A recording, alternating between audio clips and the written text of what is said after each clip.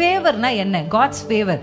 2 விதமான ஃபேவர் இருக்கு. ஒன்னு தேவனுடைய காட்ஸ் ஃபேவர், தேவ தயவு. இன்னொன்னு மனுஷர் தயவு. ஒரு கிறிஸ்தவ வாழ்க்கையில வேதம் முழுக்கவும் இது 2யுமே என்ன பண்ணப்பட்டிருக்கு? முக்கியத்துவப்படுத்தப்பட்டிருக்கு. தேவ தயவும் முக்கியம்.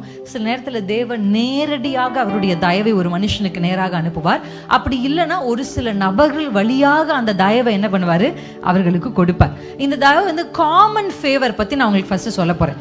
பொதுவான தேவ தயவு. இந்த பொதுவான தேவ தயவை குறித்து சங்கீதம் 25ஆம் அதிகாரம் 7ஆம் வசனத்துக்கு நேராக நீங்க திருப்பினீங்கன்னா, பொதுவாக கர்த்தர் நமக்கு பாராட்டின முதல் தயவு, the first favor, ஆண்டுடைய கண்களை நமக்கு கிடைச்சது.